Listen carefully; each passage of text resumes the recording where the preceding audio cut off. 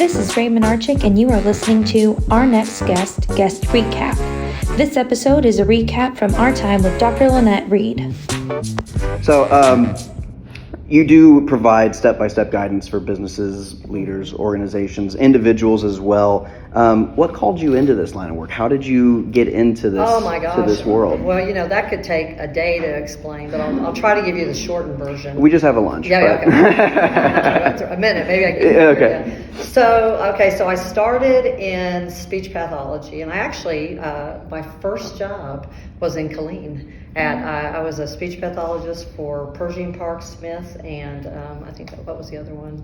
I can't remember now. I hate to say that. But I did that for a number of years, and I loved meeting people. That was probably my favorite part of it. And every time we would travel somewhere, I just enjoyed talking to people. So I just, by perchance, there was an ad in a newspaper for this degree that I was looking at, and the people that were involved with it were one of my professors was on the World Peace Council with like the Dalai Lama and stuff like that. Wow. And I got accepted to the program, so he was the person who kind of trained me. Paul Nitter's his name. Anybody wants to look up any of his stuff, but and people would ask me, why are you getting this degree? What's it going to do for you? And I was like, I have no idea. I just know I got to do it. It was just one of those things where I said, I know I got to do this job. I think a lot of people feel that way when they go to college. They're like, well, why do you want this degree? Yeah. And I was it sounds kind of cool. I mean, we didn't have much money, so it wasn't like I said, I've got lots of money, I'll just go do this.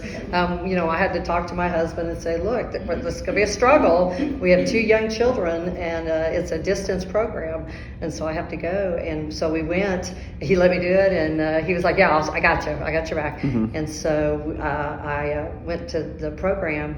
And when I got out, I was like, okay, now what do I do? Right. And I had a friend who was president of a title company, and we were just talking about spirituality, actually. And she said, she says, I have no idea what to call this, but I would really like for you to come work with my staff.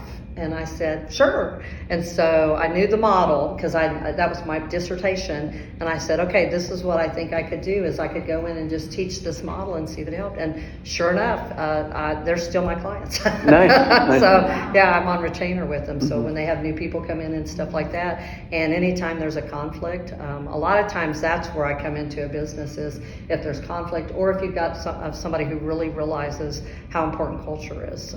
My best example that I tell people is that if you think of a tree, the company is the trunk and the branches and the leaves. That's the computers and the people and the day-to-day work you do and all the operations and all. But that's only half the tree. The other half is the roots. And if you don't have strong roots for your tree, then your tree will never be as strong as it could be if you did. That doesn't mean it can't survive and it won't thrive, but it's always going to have that little bit of weakness to it. So if a big storm comes in and blows it, it's going to be more likely to knock it over. So I think that's the biggest challenge we have coming up futuristically is how do we go from this place of fear that we're living to a place where we're strengthening ourselves and our companies and all that, right, and not reacting from emotion. So. What are some of the biggest challenges that you see within your line of work and kind of within the workplaces? What are some of the things that people may come to you with, and it's kind of maybe the most common thing, maybe it's the most difficult thing? What do you find challenging about it?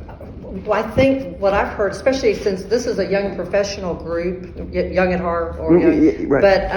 But I think the big thing I hear from my younger generation of people is that there's so many people who are just in there getting the job done and they're not being authentic. And so I'll have a lot of people have bosses and they're very frustrated with them because their boss is saying, this is you're doing a terrible job at this. We need to fix this. You've got to work 50 hours or 60 hours to get this done. And they're just pressuring and guilting them to try to make them produce more, and those type of things. Then you get the burnout and frustration, and we've got this mass exodus where people are finally saying, I don't want to do that kind of a lifestyle. I want more work-life balance.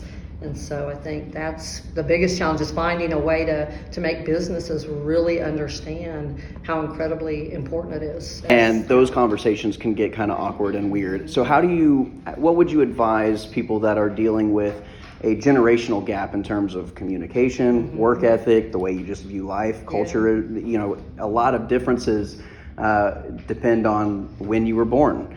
How does that work in the workplace? So this is where you get to practice, okay? Pick who you are as a person, all right?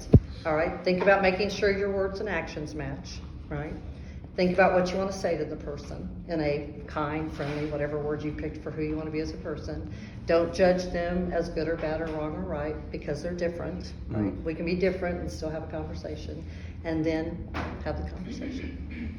And that conversation can be difficult. Yeah. Probably. The most difficult one. Right. Yeah. What just advice in terms of that communication and what that looks like? Yeah. Well, here's the challenging part, is so many times, and I really do believe from what I've seen that they're not good, bad, or wrong or right. They're just different. And we can all figure out a way to work together as long as we focus on where we want to go as opposed to our differences.